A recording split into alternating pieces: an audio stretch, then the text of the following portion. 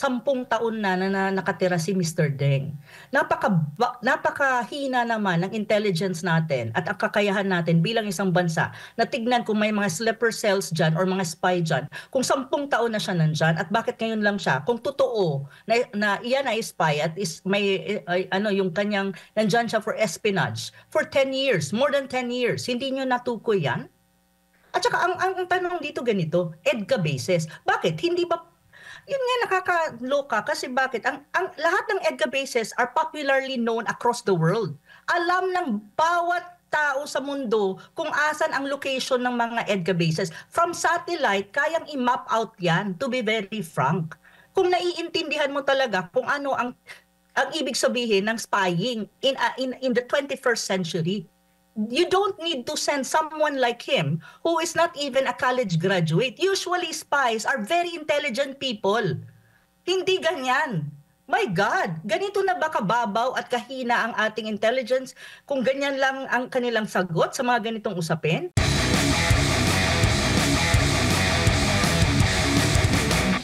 Ma'am, ano na pong update at anong naririnig mo na feedback dyan, ma'am, sa mga kaibigan natin sa China? Hinggil po dito sa kababayan nilang nasasadlak ngayon sa mga bintang na isang espiya ng China dito sa Pilipinas.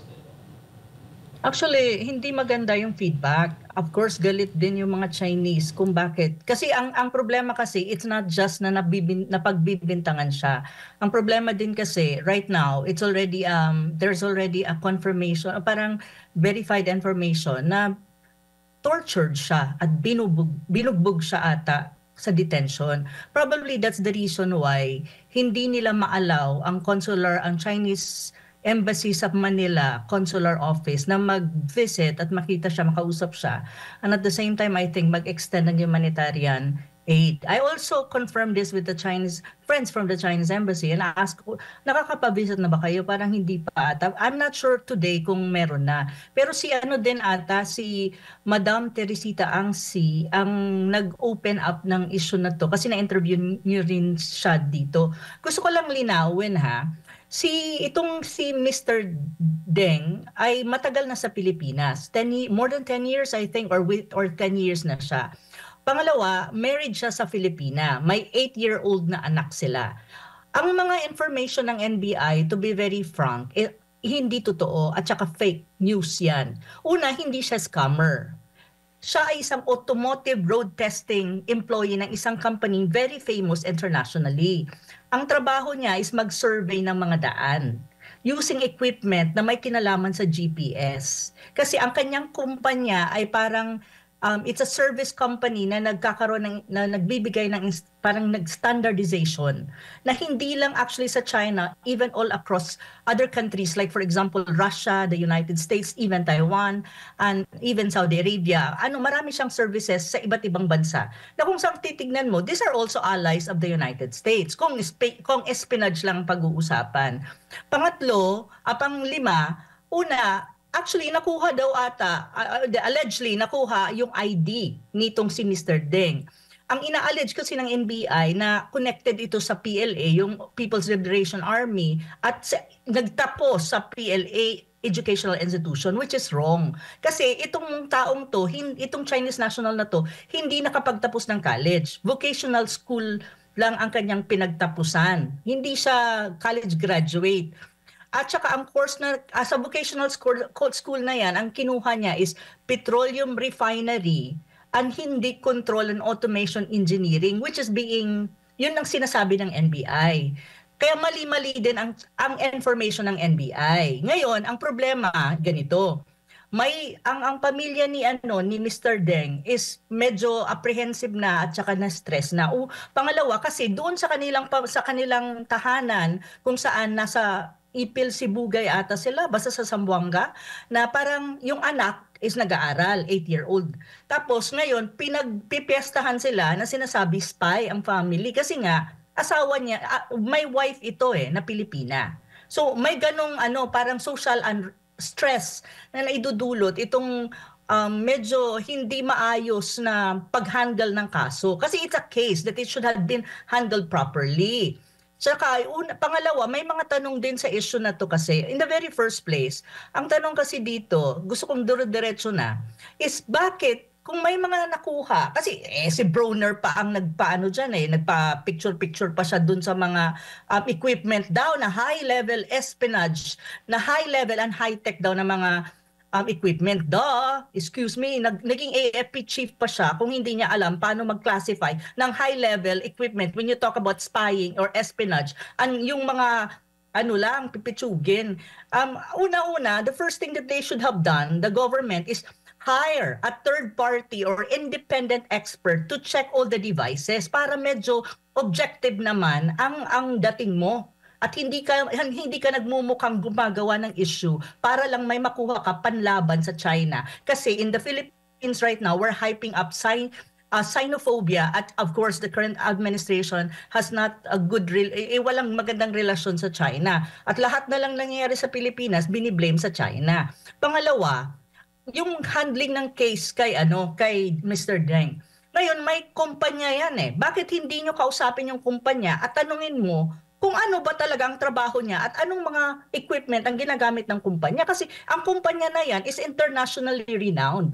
At ang kliyente niyan, hindi lang, alam ko, sa Xinjiang, sa Ningbo, hindi lang Pilipinas, marami, all across the world, ang kanyang mga kliyente. So, it means it has reputation. Imagine, China, EU, US, Russia, Australia, and even Saudi Arabia, and even Taiwan. These are clientele, and even these are government na nag-hire dito sa kumpanya na to. So, dapat tinanong nila yung kumpanya, ano ba tong taong to? Ano bang trabaho niya talaga? Kasi mayroon naman kang sinasabi namang NBI ata, ng authority natin parang wala daw kontrata. Nonetheless, kung doon siya nagtatrabaho, you still have to ask them to verify. Ang kaso, hindi nila ginagawa yung proper investigation and handling of the case. Ang pinakamahirap pa dito is ganito. Ang verified information is na tinorture ang taong ito. So may physical assault sa kanya sa detention. Ang tanong dito, it has something to do with human rights violation. Ang Pilipinas, we're claiming to be a bastion of human rights and democracy, yet we cannot even protect the rights of a foreign national in our country. At tinorture mo pa, suspect pa lang yun. And torture is not our policy supposedly because we're convention to so many human rights, international convention on human rights. Tapos torturein mo ito? My God! Sabi ko, ano na bang nangyari sa gobyerno ni BBM, ni Bongbong Marcos? And also, ito pa, ang problema pa dito sa kaso, how they handled it is the case against Deng is being sensationalized in media, trial by publicity, walang due process. At ang pinakamahirap dito is yung denial of consular access that violates international agreements, particularly the Vienna Convention on Consular Relation of 1963. Article 36 of the Vienna Convention mandates that foreign nationals who are arrested or detained have the right to communicate with their consular office. The host country must notify detainees' consular official without delay and allow access to legal and diplomatic support. Itong denial na to of consular access to Deng represent a breach of this obligation by the Philippine government under Marcos Jr. presidency.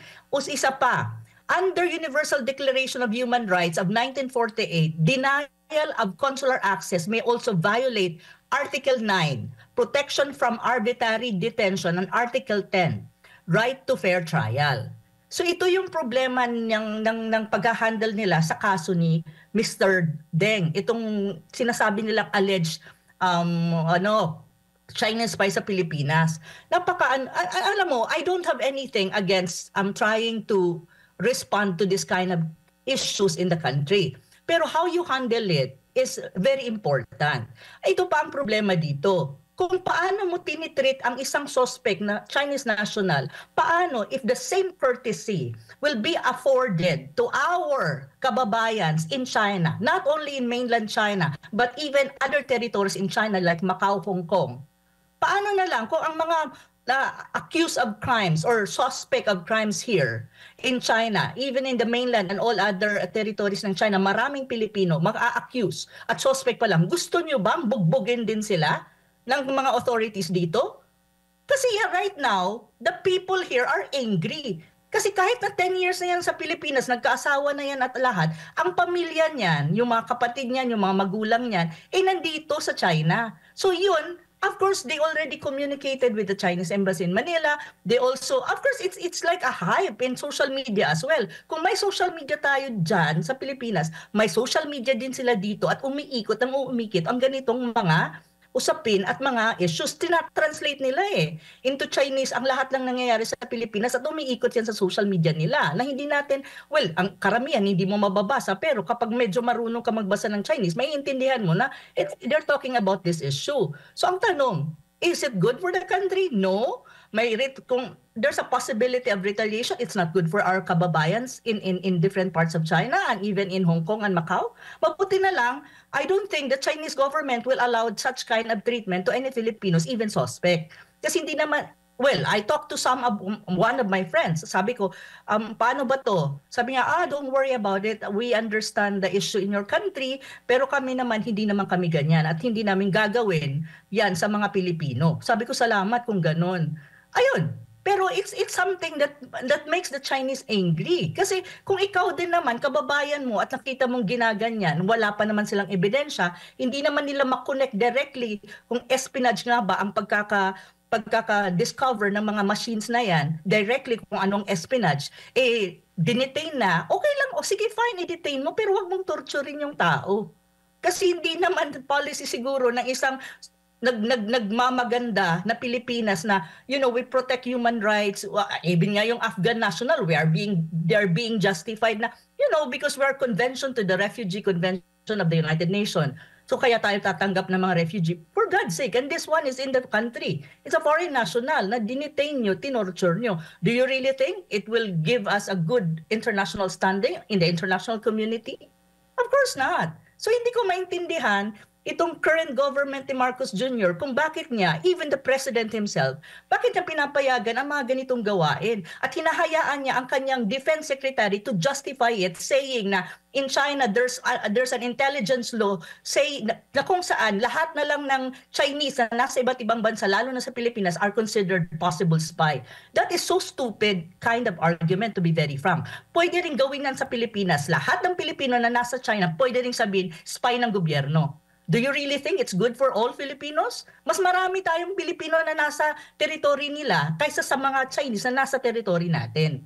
In the very first place, marami silang investment sa atin kaysa tayo na nag-i-invest sa kanila kasi wala tayo noon. So really, what's the impact of this? Of course, it would be more, how do you call that?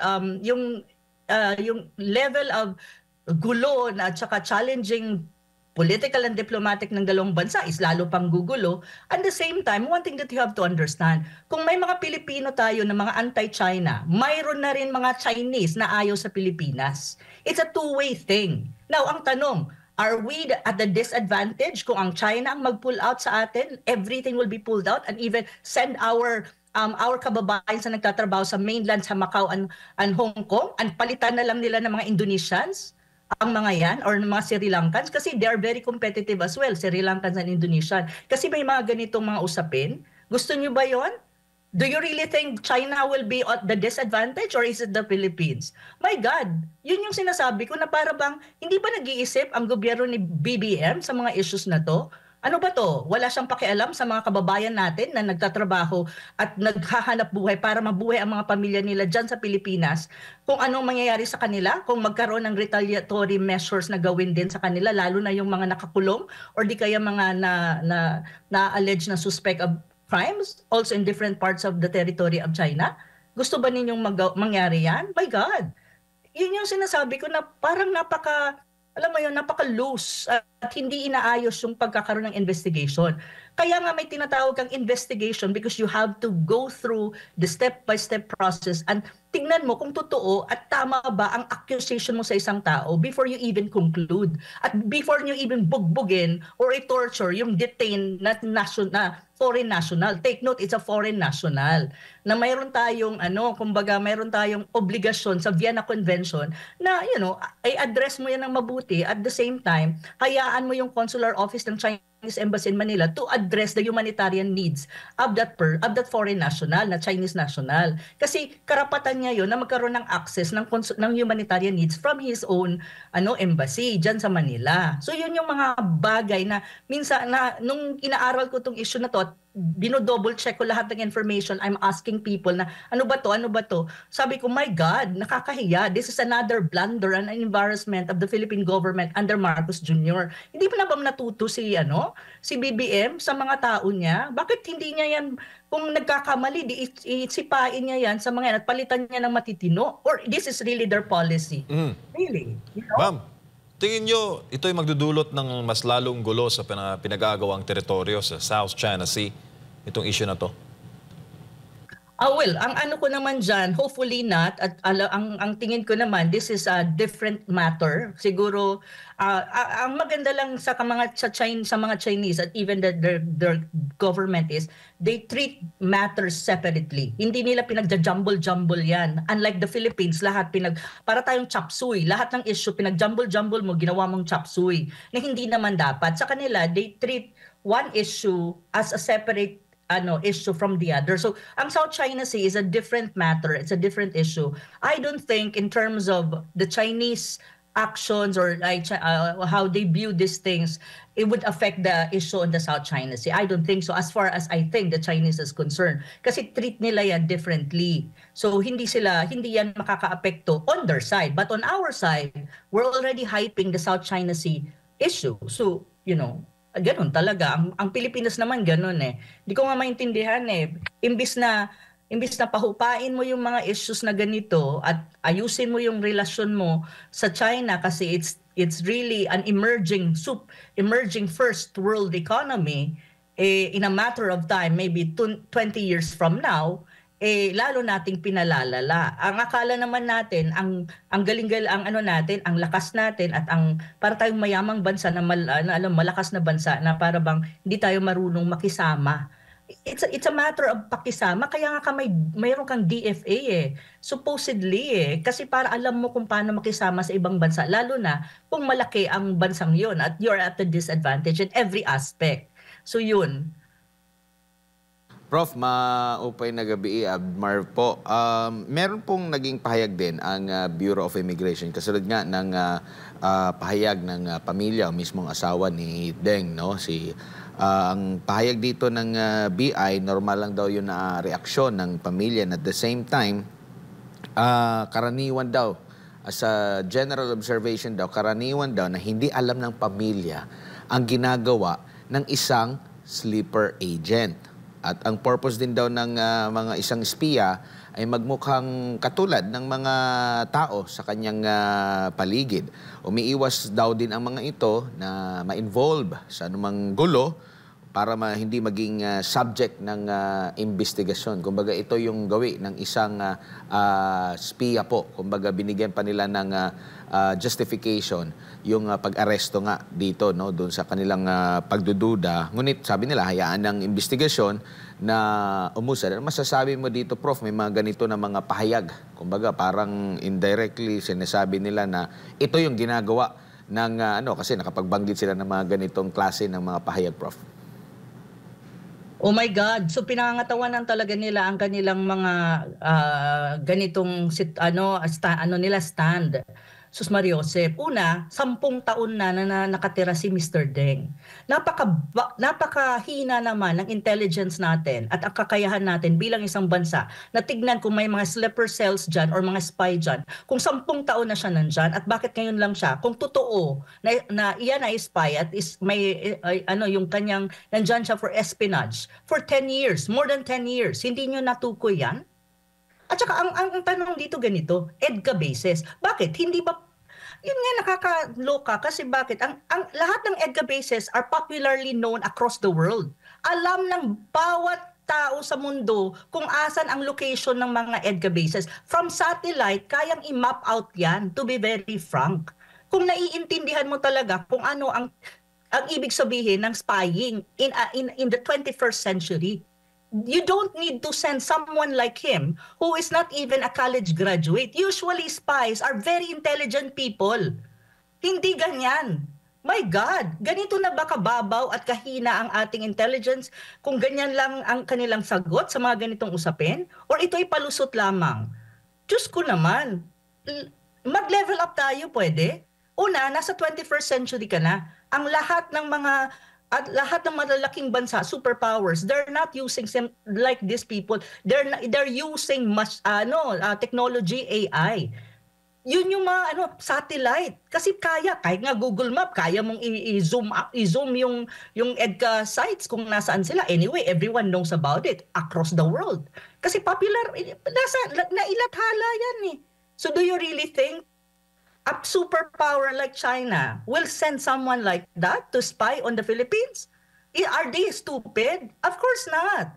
My God, yun ang problema natin eh. We justify kahit mali. Kaya tayo natatalo sa larangan ng kahit anong, lalo na when you talk about defense and security. Kasi hindi natin inaayos yung sarili natin. Huwag tayong ganito. Kasi kung ganyan-ganyan tayo, may iwan tayo ng mundo. Nakakainis eh. Kasi basic to eh. I-google mo lang eh. Ano ibig sabihin ng espionage? Ano ang ibig sabihin ng spy? Second point, did they prove really that he did something na may kinalaman sa espionage or spying? Kasi i-define mo kasi muna yung term at i-connect mo dun sa nakita mo sa kanya before you even conclude. And do you really think a spy will let himself be caught in the act? Do you really think so? My God, akala ko ba nanonood sila ng James Bond? Sa James Bond pa lang, hindi nga yan totoo. May believe niyan, makikita mo eh. How much more in real life? My God, ito yung mahirap eh kasi they justify things just for the sake na hindi sila mapahiya. Hindi ganon. Ayusin nyo ang ating trabaho bilang isang bansa pagdating sa mga ganitong bagay kasi nakakatawa po tayo sa ibang bansa at hindi po tayo nire-respeto ng ibang bansa kung ganito ang ating kalakaran. And do you really think it's good for the Philippines and the Filipino people? Of course not. Pinagtatawanan tayo eh. Yun yung nakakairita doon eh. Especially for people like us na nasa ibang bansa. Now, we're trying to defend the Philippines na ganito kami, pero alam mo yung perception na, ay, ano ka lang eh, sinasabi mo lang, yeah, right. Ganyan na ang reaction sa'yo eh. Kasi alam nila eh. Hindi naman mga bobo yung kausap mo eh. Diba? Opo. Doon ako naiinip. Nakakainis eh. Opo. Prof, next year pala, 2025, ay 5 dekada, 50th anniversary na pala ng diplomatic relations sa pamamagitan ng China at Pilipinas, no? At maraming hamon sa kalagitnaan ng 5 dekada na 'yan. Now, ngayon po, binalita din kamakailan ng ating pamahalaan na nagkaroon ng magandang usapan, lalo na doon sa West Philippine Sea, South China Sea, doon sa barko natin na nakasadsad doon, no, para sa RORE mission, yung mga resupply, rotation na mission ng ating mga taga-Philippine Navy, mga Marines doon. Nagkaroon ng magandang usapan, kaya pinagmalaki nila na nakakapunta na doon, nakakapagbigay na ng supply sa ating mga sundalo doon. Now, ngayon, nangyayari po ito, hindi po ba maapekto rin yung ganitong mga relasyon natin dahil sa masasabi nating mga irresponsable agad na statement na hindi pa nga kasi parang nahuli pa lang, sinasabi na agad na ito, ganito siya. Wala pang, hindi pa dumaan sa korte, wala pang pagdinig. Parang nasanay na diretso agad na mayroon na silang conclusion na itong mga nahuli na aresto, nasampahan nila ng kaso, ay guilty na agad. Sa akin kasi ganito, ang basa ko kasi dyan, based sa observation ko, when you talk about the Chinese government, usually kasi, ang Chinese, very objective sila. They have a very mature leadership eh. So, ang tingin ko kasi, kung ang gobyerno lang nila, ang Chinese government, as far as it is concerned, I don't think na ilalamp nila yung mga issues na ganito, tulad nito, na Chinese national na napagkakamalang spy, doon sa issue ng, halimbawa, ng South China Sea. However, the danger is like this, really. Katulad din natin kasi mga Pilipino, pag nakakakita ka ng isang Pilipino na inaapi sa ibang bansa, naiinis ka, nagagalit ka. In the same manner, yung population nila, ganun din ang nararamdaman. And you can see it in their social media, iba-ibang social media. So ang tanong kasi ganito, what if the whole population, the Chinese population, will put pressure in their government to act strongly against the Philippines? Yun yung mahirap doon kasi the government of China cannot deny its people kasi they are there for their people. So yun yung iniiwasan lagi ng Chinese government na hindi magkaroon ng ganong sentiment ang buong 1.4 billion Chinese na mapipressure sila to act strongly against another country na kung saan nakikita ng mga Chinese population na very bad sa kanilang national or even sa kanilang country. Kaya nga, yan ang inaalala actually ng Chinese government. Kasi sa kanila, very rational sila, very objective sila. Alam nila na okay, hiwalay yan, hindi yan dapat dito kasama sa South China Sea issue. So may ganon. Yun din ang worry ko. Kasi alam mo, ang mga Chinese, they're also very nationalistic actually and patriotic. Kaya kapag may mga ganitong issue, it create some kind of a buzz in their own social media. Kasi malakas din ang social media nila dito na sarili nilang social media. Hindi ito yung mga Facebook, hindi ganon. So ngayon, how it impacts the 50th diplomatic relation between the two countries? Yun nga ina-expect ko. Kasi it's a golden anniversary between the two countries' diplomatic relation na dapat ang mga ganitong issue, hindi siya dapat hina-hype or sinisensationalize. And this is being handled in a way na maganda, nasa tama, at nasa proseso, at may due process. Kasi pag hindi mo ginawang mabuti ito, it impacts really the diplomatic relation na ngayon pa, na 50th anniversary, na supposedly we should be doing something to celebrate the 50th anniversary of the diplomatic relation. Pero it seems that the government doesn't care na if 50th siya o hindi. Kasi parang wala naman silang balak. At ngayon, lalo pang hina-hype up itong gitgitan ng dalawang bansa dyan sa South China Sea na area. Na ngayon, itong si Tarela, mayroon na namang Echeborreche, at saka naglabas pa sila ng comic book na kung tutuusin, kung idadissect yan ng mga international law expert and even geopolitics expert and even South China Sea expert, maraming mali. To be very frank. Kaya lang hindi pa ako nagko-comment dyan kasi busy pa ang beauty ko. So kaya ganun. So ang sinasabi ko lang, it should be, lahat naman napapag-usapan. At lahat naman, kapag nasa tama ka, may isa sa ayos. I'll be very clear. I am not against investigation. I am for any kind of investigation, even if it's kahit sinong foreign national yan na we perceive may ginagawang mali sa bansa natin. However, you do it properly. You do it the right way. Na hindi ka magkakaroon ng liability when you talk about international law. Like for example, the Vienna Convention, and you don't appear in the international level na para kang hindi ka nag-iisip at napaka-loose ng ating rules and regulation and even our commitment to international conventions or even international standards. Kasi in the long run, hindi kasi tayo dapat kasi isipin natin long run impact. The Philippines will lose international and global credibility and integrity and standing in the international level, in the international community. Pinagtatawanan na tayo sa dami ng nangyayaring blunder natin under a Marcos government pag mawawalan tayo ng tinatawag nilang trust ng ibang countries sa atin. Kapag yun ang nangyari, we will suffer economically, diplomatically, and even politically speaking. We will be isolated internationally kapag nagpatuloy yung ganitong mga ginagawa ng gobyerno natin na hindi nasasaayos, hindi nasa isa tama. Yun yung mga dapat nating tandaan. With regard to the 50th anniversary of the two countries, China and the Philippines, well, hopefully mayroon namang gawin ang current administration, but I don't expect anything. So probably yung Filipino-Chinese community probably may gagawin, or yung association namin baka may gawin. So hindi ko rin alam, pero supposedly dapat i-treasure mo yan kasi 50 years yan golden anniversary yan So hindi naman siguro madali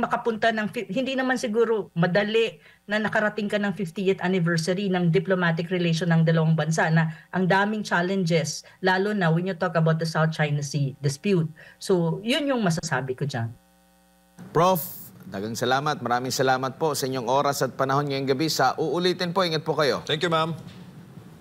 Thank you. Maraming Good salamat night. si Professor Ana Malindugoy, isang geopolitical analyst po mga kapartner. Kaugnay nga po dito sa issue ng di umano'y naarestong di umano'y Chinese spy na talagang ito'y pinalagan din ng pamilya ng mismong suspect po mga kapartners at ang relasyon dahil maglilimang dekada, 50 years na po yung relasyon ng Pilipinas at ng China po no nung nag-umpisa na magkaroon ng binuksan ang relasyon ng China and Pilipinas 50 years ago po mga kababayan.